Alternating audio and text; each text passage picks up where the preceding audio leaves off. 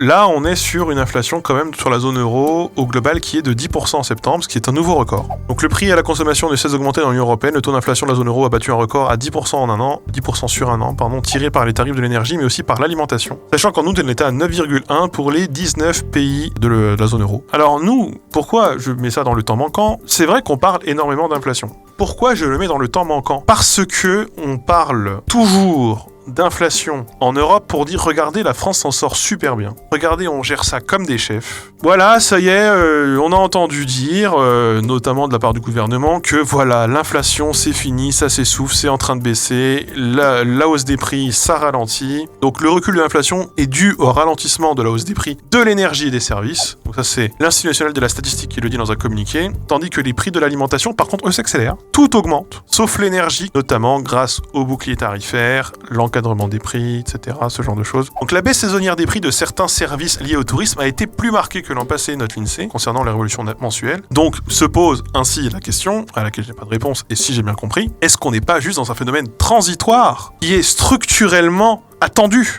que ça baisse à ce moment-là, puisqu'on est un pays qui dépend dans beaucoup de secteurs, dans beaucoup de régions, très très fortement du tourisme. En septembre, les prix des services liés au tourisme baissent, quoi qu'il arrive. Et donc, est-ce que ça fausse pas un peu les choses ? Ce qui est certain, c'est que sur la même période, dont on parle depuis tout à l'heure, eh bien, les prix de l'alimentation s'affichent à plus 9,9% en septembre, donc, et les prix frais, c'est 11%. Donc, est-ce que finalement tout ça va revenir à la normale et ce sera nickel ? Eh bien, il y a au moins un sujet sur lequel non seulement ça ne reviendra pas à la normale, a priori, mais en plus, là, on voit déjà structurellement des choses à long terme qui sont en train de se faire. Et là, c'est notamment, tout simplement, l'accès à la propriété et le taux maximum légal du crédit immobilier. C'est ce qu'on appelle le taux d'usure. Parce que là, le taux d'usure, donc encore une fois, le taux minimum légal maximum que les banques peuvent appliquer sur un prêt immobilier va passer de 2,57 à 3,05. Et donc ça, c'est la Banque de France qui l'annonce, hein, donc c'est destiné à protéger les particuliers des conditions d'emprunt abusives, le plafonnement de ce taux, mais puisque le taux augmente, eh bien globalement, ils vont quand même se retrouver à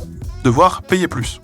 Plus vous empruntez longtemps, plus vous allez devoir payer cher et plus le taux sera haut. Là, c'est ce qu'on appelle le taux nominal, dont on parle, auquel viennent s'ajouter l'ensemble des frais à l'obtention, l'assurance du prêt, etc. Et là, en l'occurrence, ce sont des hausses, ce sont des frais annexes, dont le prix continue d'augmenter. Et comme les prix ne baissent pas, ça veut juste dire qu'aujourd'hui, tu vas avoir globalement, sur un prêt, je sais pas, j'ai une connerie, un prêt de 200 000 euros, tu auras peut-être 20 000 de moins qu'il y a un an. Donc les prix augmentent, les prêts augmentent. Aujourd'hui, à budget égal, vous ne pouvez parfois juste plus accéder du tout à la propriété. Alors que vous pouviez encore il y a un an ou deux peut-être. Donc dans les 10 plus grandes villes, cette augmentation est toujours de 5% depuis le début de l'année, même si les prix se tassent dans certaines métropoles comme à Paris. Voilà, parce qu'en fait on est à moins 0,1 sur un mois, plus 0,1 depuis janvier. Donc sur Paris c'est en train de se plafonner, mais de toute façon c'est tellement haut qu'il faut vraiment être très riche pour pouvoir devenir propriétaire à Paris. Le mouvement généralisé d'allongement de la durée des crédits arrive à son terme. La durée moyenne des crédits a été de 243 mois en août, soit 20,25 ans. Donc forcément, si tu peux plus emprunter plus longtemps, tu ne peux pas augmenter ton taux d'endettement, mais que le prêt te coûte plus cher et que l'immobilier coûte plus cher, eh bien c'est tout simple. C'est une façon de sélectionner les emprunteurs de manière de plus en plus exigeante, en leur demandant aussi toujours un apport beaucoup plus important. Et donc en septembre, l'apport moyen d'un achat immobilier représentait 62 000 euros. Ils mettent 62 000 euros sur la table. Je rappelle quand même que un tiers des gens sont payés au SMIC en France, et plus de la moitié gagnent moins de 1 800 euros par mois. C'est-à-dire que ces gens-là, déjà, vous les mettez loin, sauf s'il y a de l'héritage. Donc par rapport à 2021, le montant moyen d'un crédit n'a pas bougé. Il s'établit à 236 000 euros. En revanche, les emprunteurs doivent disposer de revenus 40% plus élevés aujourd'hui, et d'un apport personnel qui a doublé. Donc on demande aux gens, par rapport à l'année dernière, de gagner 40% de plus et de doubler leur apport. Là, c'est fini.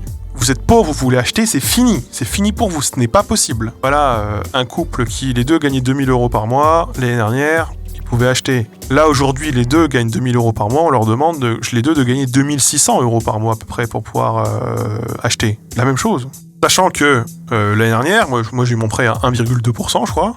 Il fallait, au lieu de gagner 4 600, tu pouvais gagner que 4 000 l'année dernière. Pour la même enveloppe à la fin. Donc globalement, tout ça pour revenir sur la situation de est-ce que vraiment l'inflation c'est $1 en France, ça va baisser et tout va revenir à la normale? Non, pas du tout, pas du tout. Là, si jamais vous empruntez, vous voulez acheter une maison maintenant, vous êtes baisé, vous vous êtes fait baiser la gueule de ouf. Et si comme moi, vous avez acheté une maison avec des travaux, vous vous êtes fait baiser la gueule quoi qu'il arrive et vous n'avez pas le choix de continuer à payer parce que les prix ont tellement monté que si jamais vous avez acheté une maison que vous ne pouvez plus rénover parce que les prix sont beaucoup trop hauts, eh bien vous l'avez dans le cul. Et c'est un peu précisément ce qui m'arrive en ce moment. Beaucoup de bordel aussi par terre, il y a des tuyaux qui rentrent dans le sol parce qu'il y a un ancien puits qui est là. Du bordel, du bordel, du bordel partout. Et voilà, je vais devoir faire un deuxième prêt sur le premier prêt parce que tout simplement pour compenser l'augmentation du prix des matières premières, de l'inflation, de tout ce que vous voulez, et donc c'est la merde de ouf. À l'époque, tout tenait dans 160 000 € de budget, 170 000 € de budget, tout tenait dedans, là il aurait fallu 210 000 aujourd'hui. Rénove toi-même avec tes potes et tes produits écolos, et des produits écolos. Mais tu vas s'acheter comment les matières premières? Tu les chies? Tu chies le plâtre toi? Tu chies du béton toi? Tu chies de l'acier?